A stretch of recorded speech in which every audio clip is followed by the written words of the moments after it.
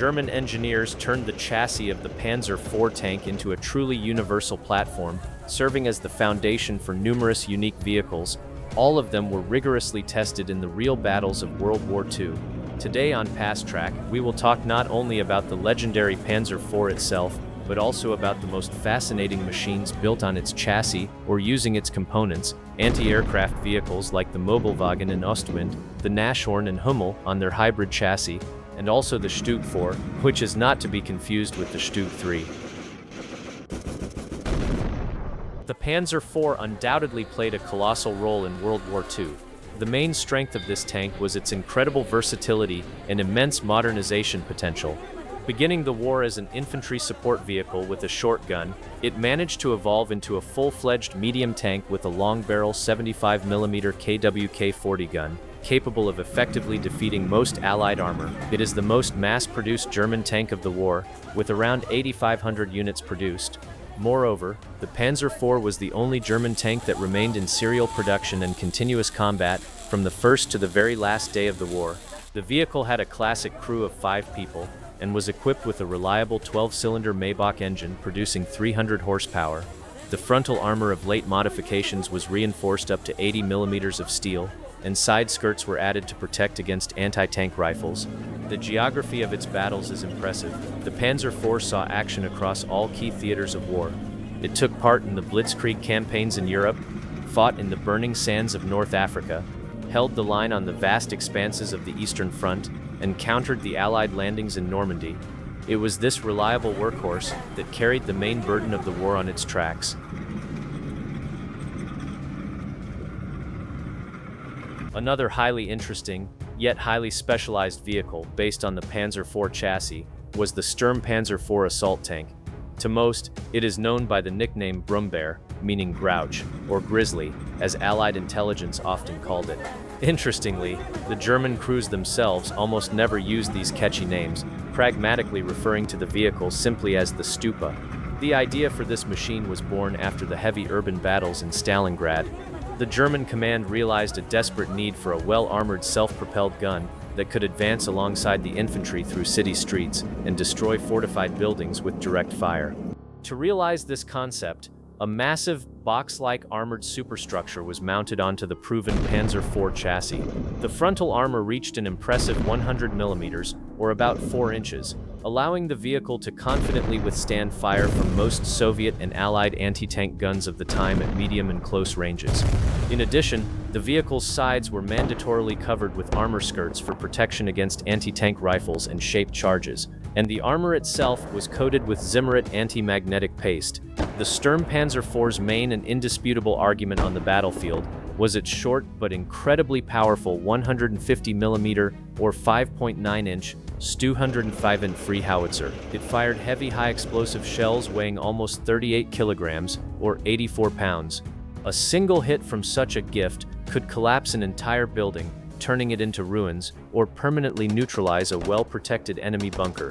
Because the shells were massive and consisted of 2 parts, the projectile and the casing, the vehicle's ammo capacity was quite modest, only 38 rounds, handled by 2 loaders working in very tight quarters. However, this ambitious project also had significant engineering flaws. The main problem was the gigantic weight of the superstructure and the gun, which critically shifted the center of gravity forward. The Panzer IV chassis, originally designed for much lighter vehicles, suffered from colossal overloading. The rubber tires on the front road wheels quickly deteriorated, so on later production series, they had to be replaced with all-steel wheels. Additionally, early versions lacked a hull machine gun, making them vulnerable to enemy infantry. It was only later that a ball mount for an MG-34 machine gun was added to the frontal armor. Despite these technical problems, about 300 of these machines were produced. They underwent their baptism of fire at the Battle of Kursk, participated in the suppression of the Warsaw Uprising, and fought in heavy battles in Italy. The Panzer IV did not become a mass-produced tank, but it proved itself as a ruthless and indispensable tool for the German infantry in breaking through the toughest defensive lines. The next vehicle on our list is the StuG IV assault gun, not to be confused with the StuG III. The history of its creation was purely pragmatic. In late 1943, massive Allied bombing severely damaged the Alkit factory, which was the main producer of the famous StuG IV. To avoid halting the supply of critically important assault guns to the front, the German command and Krupp engineers made a brilliantly simple decision. They took the existing superstructure from the StuG III and mounted it onto the proven chassis of the Panzer IV.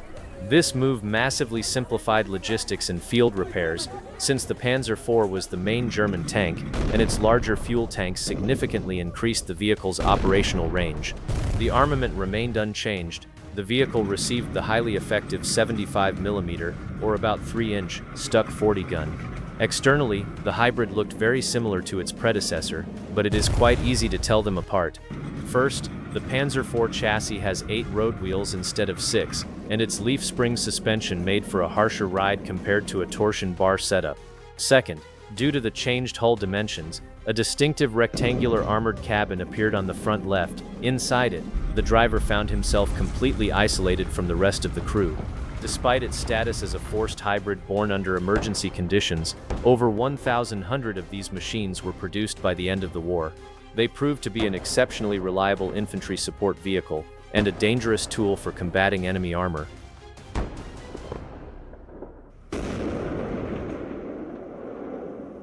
As the next fascinating vehicle built on the Panzer IV chassis, we will look at the anti-aircraft platform Möbelwagen, which translates to furniture van. It received this unusual name due to its boxy shape and the travel position, when the high armored shields were raised. As Allied aviation increasingly dominated the skies, German panzer divisions urgently needed mobile anti-aircraft defense. The Germans took the Panzer IV chassis and mounted a 37mm Flak 43 anti-aircraft gun on it. The main feature of the vehicle was its 20mm drop-down armored shields. In the closed position, they protected the crew during transit from shrapnel and bullets, but to fully fire in a 360-degree radius, they had to be completely lowered. This allowed the gun to rotate freely, but left the crew entirely exposed to fire on the battlefield. Despite this design flaw, 240 of these units were produced between 1944 and 1945. They played an incredibly important role in protecting tank columns from aerial attacks, becoming one of the first mass-produced solutions to the problem based on the Panzer IV. The next step in the development of German mobile anti-aircraft defense was the Flak Panzer IV, better known as the Wirbelwind, which means whirlwind. It was designed as a direct solution to the main problem of the Möbelwagen, the need to completely lower the armor to open fire. Instead of drop-down shields, the Wirbelwind received a unique 9-sided armored turret. It reliably protected the crew from bullets and shrapnel from all sides, although it remained open at the top. This design choice was necessary. The 4 gun barrels produced so much gun smoke during intense firing that in a fully enclosed turret, the crew would have had no air to breathe. The armament of the vehicle was impressive. It featured a quad-barrel 20mm Flak 38 anti-aircraft gun. It created a literal wall of fire, shooting up to 800 rounds per minute. This made the Wirbelwind a highly effective tool against low-flying enemy ground attack aircraft.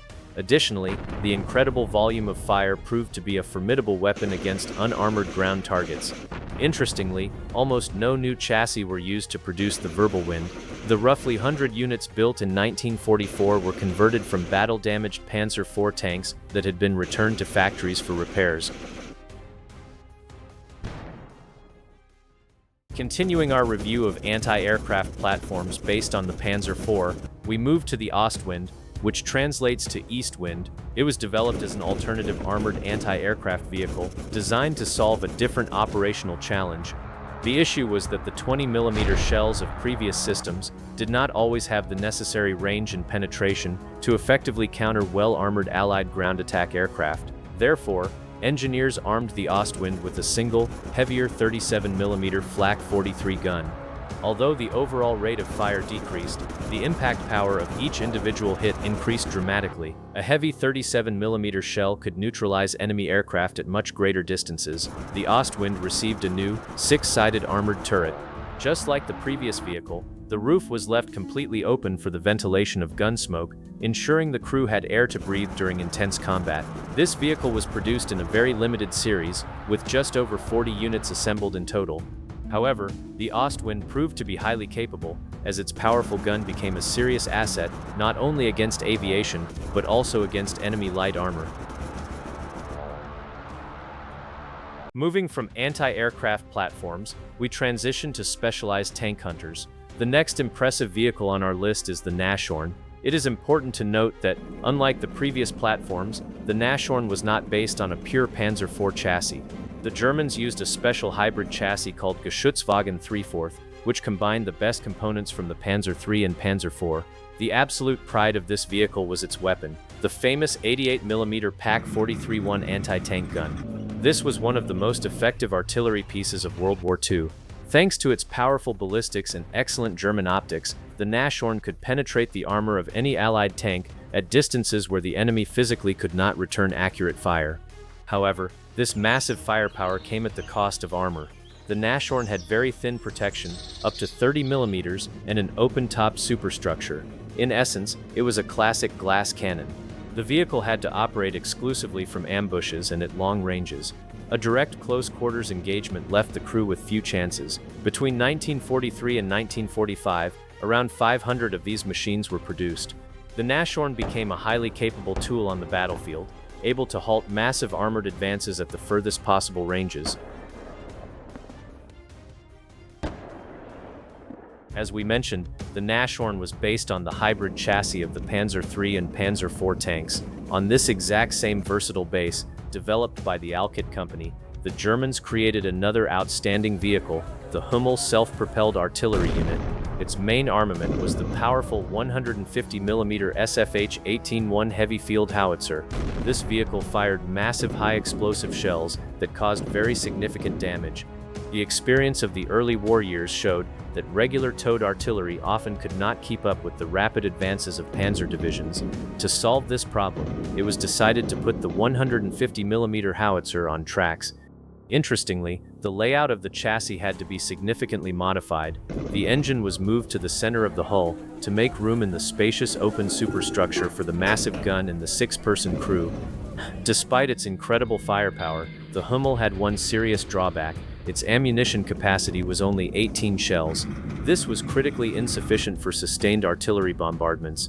Therefore, around 150 vehicles were built in a special ammunition carrier modification. They looked almost identical, but instead of a gun, they featured additional storage space for shells, transporting them right up to the firing positions.